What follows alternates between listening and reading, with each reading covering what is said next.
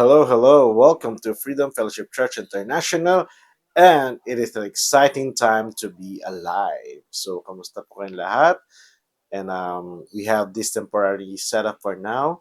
And I would like to just greet you God's morning.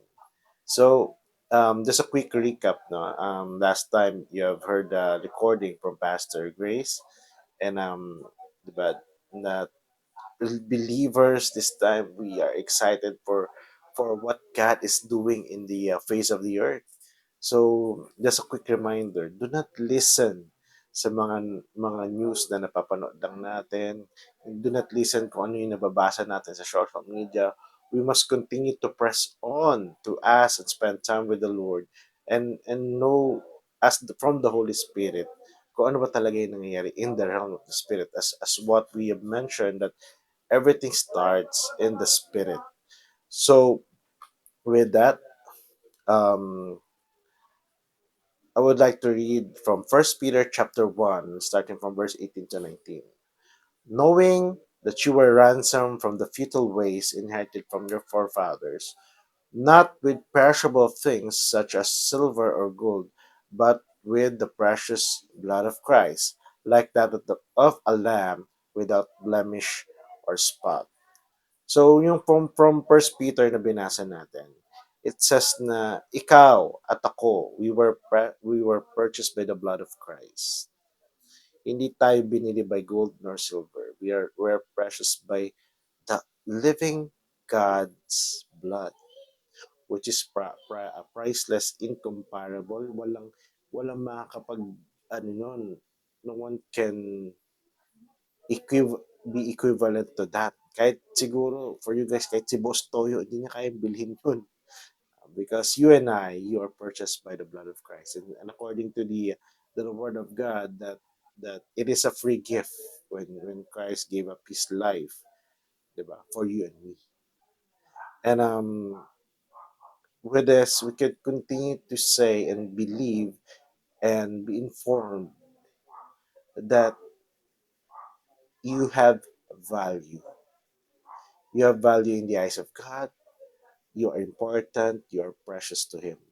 So that's why it is really important for us to get to know the living God, to spend time with Him. Yun naman yung lagi namin sinishare dito, spend time with God. Start your day with Jesus.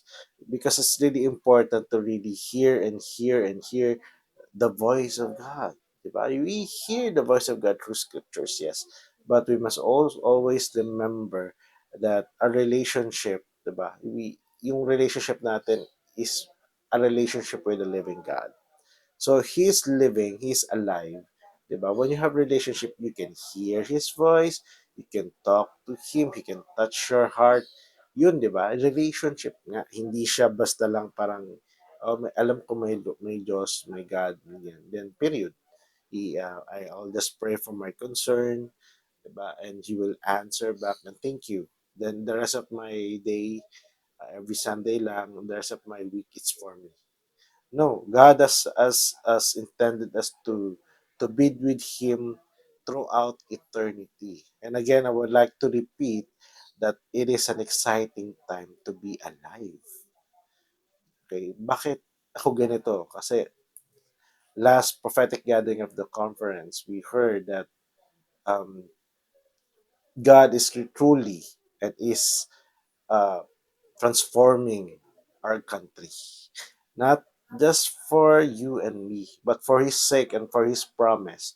But in order to be part of it, for this great move of God, we must act in faith. We must move according to what God is telling us. Diba? We should follow simple instructions. And according to the to First John chapter 5 verse 4, it says, "For everyone who has been born of God overcomes the world." And this is the victory that has overcome the world, our faith. So yun pala yun, yung faith natin yung what pushes, 'di ba, us to be overcomers, 'di ba? I have this question before as a believer, di ba? Like, Lord, bakit di na lang, di ba, when you save me, that, bakit di na lang tanggalin mo lahat ng to? Why do I have to go through this discipline? Di ba? Bakit, Lord, if you are all powerful, all loving, bakit may mga masasama pa rin? Simple answer. Because God has given us the gift of freedom. Freedom to choose Him, freedom to love Him back, and freedom ano mo yun, to follow Him. Diba? We can always choose Christ as I choose you, Lord.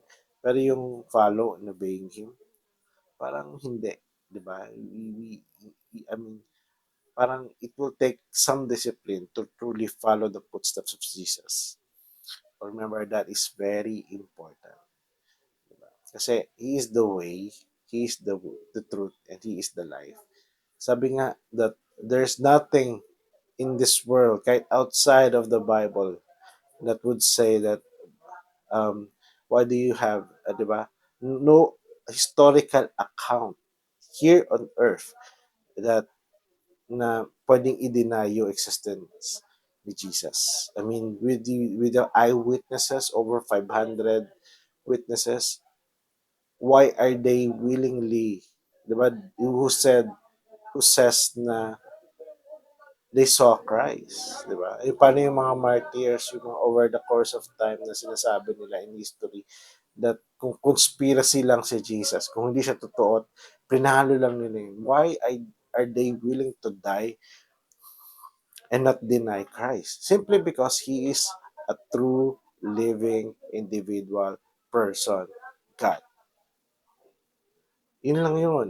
Di ba? Yung historical accounts. And of course, why would they trust na eyewitnesses yung mga babae during their time in context, um, hindi reliable ang sources na babae during their time.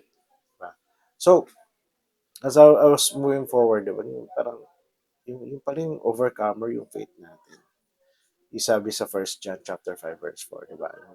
We overcome the world, diba? Yung victory natin because of our faith. Eh, ano nga ba yung faith? Faith is associated with the word obedience. Diba? When you have faith, you obey. Diba? When you have faith, it's also associated with the word trust. Diba? Trust, something, in faith, believing of something that we have not yet seen. And yun din yung nasa sa scripture that blessed are those who have not seen God and yet they truly obey and love God. Diba? So, yung faith natin, diba, associated yung word na obedience, trust, and of course, associated din ang word na love when it comes to our faith. So when we truly love God, when we truly love a person, di ba, you will do anything in your capacity, even beyond your capacity, just to express your love. Kaya nga, di ba, tayo, napapanood natin pag magregalo, di ba? Yung mga regalo, di ba, yung mga, kunyari, regaluhan niya ng gadget, ng bag, whatever, material things na precious yung price. Na pinaghirapan ko yan, na hindi ko nga kaya, pero ginawa ko na paraan. Yung mga things like that, di ba? Para lang ibigay doon, express sa taong bibigyan niya naman niya. Diba? The same thing with us, yung mga magulang natin. Diba? Saan nila nakuha yung napaghihirapan nila yung to give the best for their children. It's the same thing with God. Yeah, that's why He gave us Jesus Christ. And it is again, ulitin ko, it is exciting. It is an exciting time to be alive because in prophecy, na what we've been hearing from the Lord in prophecy, that God will do something on the face of the earth that has not yet been recorded. Okay? Just to give you an idea of what it is that imagine someone, di ba? Imagine someone na nakita yung isang lugar. Like for example, first time mo sa Japan. Japan na bansa, di ba? Tapos pumunta ka doon.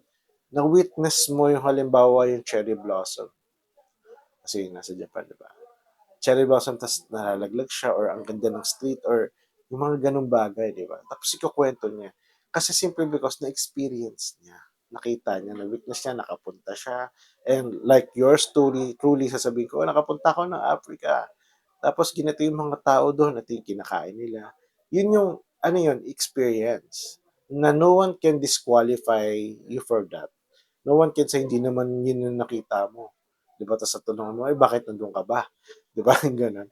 That's why, going back sa sinasabi ko na, it is the best time to be alive because we will be able to be witnesses of what God is about to do that has not yet been recorded. Yun yung sinasabi ko. Yung experiences na ganun. Diba? And try to think about it. Yung mga tao na nag-cross ng Red Sea, the time of Moses, diba? They live to tell their family, say, I crossed the Red Sea, nakita ko, nag-part yung waves ng dagat. And of course, kita ko, oh, dito may shell. Nandun siya sa gilid. Oh, dito may big fish. I have not yet seen a big fish. Mga ganon. Ay, yung mga ganon dito, in between, syempre, hindi na natin naririnig yun. What is important to hear is that God parted the Red Sea when there seems to be no way. And that's why we have it in record. And of course, according to sa mga research ng mga scientists, yung Red Sea na yun, may mga nakita silang fragments ng mga chariots ng mga Egyptians. Di ba? Yung record na yun dun sa exact sa location na yun. Paano mapupunta sa ilalim ng dagat? Di ba? So, yun lang yung mga ibang mga historical account of the Bible or even historical account outside of the Bible that proves, that goes to show that truly that itong mga events ito nangyari. And marami pa yan. If you do your research, magbasa kayo, ano, scientists, nadidiscover nila, hey, the Bible is true.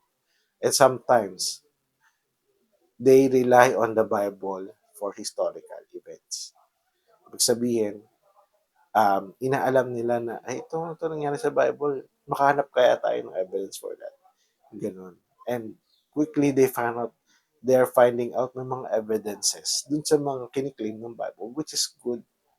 Diba? No account in historical record na meron silang, ano yun, side by side in compared dun sa what's being says, but what is the Bible saying over dun sa actual historical account. Okay, of course, there's a lot of mystery pa rin. But by the end of the day, we can absolutely trust the Word of God. Okay? And again, we have to read the Bible through the Holy Spirit. Kasi kung hindi, another book lang siya na babasahin natin. Okay? So with that, we must continue to press on. We must continue to know the Lord. We must continue to obey God. Kasi may conditions. May conditions ang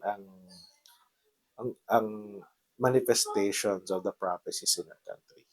If we obey. Okay, may conditions yan. Is it because that hindi kayang gawin ng Lord? No. That's why God has a condition. It's because He wants to check the motivation of our hearts. Number one. Number two, He wants to protect us. Because if we cannot handle something that will be given to us, it will only delay you for your blessings or yung mga bagay na gagawin. Or it will only harm or destroy other people or even destroy you. Diba? Pag hindi mo na-handle yan. Diba? Kaya nga, in the course of history, mapapansin natin, there are a lot of lotto winners, lotto, di ba, that even sa US, they end up, after winning several millions of money, they end up being broke again because, or nag-end up sila ng bisyo, whatever, because they are not yet ready to receive that kind of blessing. Okay? So that's why God is protecting you and me. Again, ulitin ko for the very next, for the very fourth, third time, di ba, na it is an exciting time to be alive. Excited lang ako kasi parang pag in-imagine mo siya, you really can't, di ba, you can really can't go beyond of what God can do to you. Hindi mo may imagine kung ano kaya ng Lord na gawin sa buhay mo at buhay ko. Diba? Kaya nga, very exciting siya. Yun yung, doon ako na, yung energy ko is going to that thing. 'Di ba? Kaya nga excited ako kasi papansinin niyo ang daming nangyayari sa atin, sa paligid natin. Starting from our government, starting from exposures, even in the spiritual sense. Yung mga spiritual leaders, they're being exposed, malalaman natin which is true from that. 'Di ba? Hindi na lang, nagbubulag-bulaga na lang tayo kung hindi pa natin ma-realize kung ano yung katotohanan sa hindi. Ang linaw naman ng Bible. Read the Bible. Ang sabi ng Bible, di ba? If anyone preaches to you a different Jesus other than what is being preached to you now, yung truth na yun, yung record, di ba? Curse them, sabi ni Apostle Paul. If even I, sabi ni Apostle Paul, kahit na ako pa, binago ko yung sinabi ko nung una, curse yung sinasabi niya. Even an angel, nagpapatang na angel, magsabi na ganito, ganyan. Ito na yung bagong faith. No. Reject them. Be cursed, sabi ni Apostle Paul. Kasi isa lang yung truth, and the truth of God never change. That is why it is important really to read the Bible. Kasi bakit? Nandyan na. Nandyan na yung sources na. We have the Bible, we have the Holy Spirit. We can always consult with God. Hindi na tayo limited sa ating resources. Hindi na tayo limited sa pwede natin pagkunan ng information. We just have to continue and ask God. Diba? Sabi nga, sa China, yung pinagkaguluhan yung Bible. Underground yung ano doon yung kung how they got their Bibles. Yung na-request nila Bible. They would not request for anything else but just to know God even more. Diba? Tayo, blessed tayo. We live in a free country wherein may access tayo sa Bible. Download ka lang. Wala kang pambili ng physical Bible. I believe may cellphone ka. You can easily download it. Kung, diba? It is something that it is a blessing for us to know. I also would like to encourage you to review yung isa sa mga midweek service ni Pastor Josh. I think we posted it in our Facebook page. Yung church, yung history of how we got here, yung faith natin, di ba? It's because of men and women seeking out for the real thing about God. Di ba? Na sinabi rin ni Pastor Joshua doon na yung Bible, it has to be translated, di ba? Kaya translate pa siya, may mga tao nag-translate sa English noon. And in our country, may mga tao nag-translate siya sa Tagalog. Meron pa nga sa iba't ibang dialect natin. Diba? Ano yung inspiration nila? Ano yung nagtulak sa kanila doon? Because they want, the good news of God is so good not to share. That we have, in Christ we have hope, in Christ we have freedom, in Christ we have future. Diba? So, I encourage you to trust the process in knowing God. And this country, the Philippines, our beloved country, Philippines, will turn around for the glory of God. Kahit alam nila o hindi, this country will turn around. Ngayon, tinitingnan lang natin siya na parang dami problema, ganito, ganyan. No. Let's be part of the solution. Diba? Let's be part of the solution that we at least just even pray for the country. Kung wala kang enough funds for world change, 'di ba? At least pray for the country in faith. Hindi yung pray for the country na parang, oh, sige, pray ako, blah, blah, blah, blah, blah. No, you pray for the country according to the leading of the Holy Spirit. We may watch the news, we may know what's happening, but we must always go back to God and consult God because God knows what is behind everything that's happening. Because in Him, no night is dark, di ba? No, kahit ilang layer pa ng harang na magtago ang mga tao, kitang-kita ng Lord sa kanila. Diba? And they will be exposed to light. They will be exposed by shedding of the light of the Word of God. Okay. So again, bear with us for now as we are sorting out these things. I mean, we are excited, and probably we'll get to share more about what happened in the prophetic gathering. Okay, basically, we had training, renewing of mindset, and one of which is since Philippines is part of a colonized now for 300 years, 300 plus years, we have a lot of inside of our being that is not yet transformed. Diba? We must continue to press on. Even I myself have to continue the renewing of the mind. Hindi po kami exempted doon. Okay, so um, ang dami pang nangyari doon. But again, we would like to share it with you as soon as we can, diba? And what we receive, kulang, I believe kulang pa yon, but again, we can only receive what we can. Okay? Baka ma-information overload ka, it's not also healthy. So the best shortcut for that is to spend time with the Lord, ask the Holy Spirit, and read the Word of God. Diba? So I guess this is it for now. Let me just pray for everyone. Holy Father, those who are hearing the sound of my voice, Lord God, continue to bless them. Continue to speak to them, Lord God, as clear as the day. And I declare, Lord God, that no weapon of the enemy shall prosper upon their lives and our lives, Lord God, in the name and God of Jesus Christ. And Lord, and we continue, Lord God, to hear your voice as clear as the day, Lord God.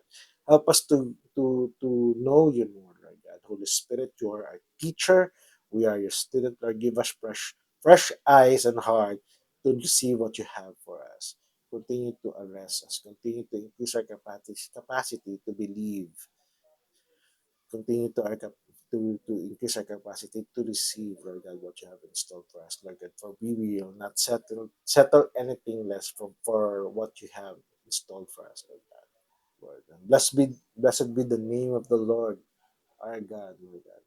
We are excited, Lord God, for the things that you are about to do in our lives, in our country, Lord God. This is our prayer. In Jesus' name we pray. Amen and amen. So again, God bless you for tuning in. This is Pastor Rich, always reminding you to start your day with Jesus and always remember that you are destined for greatness. God bless you for tuning in.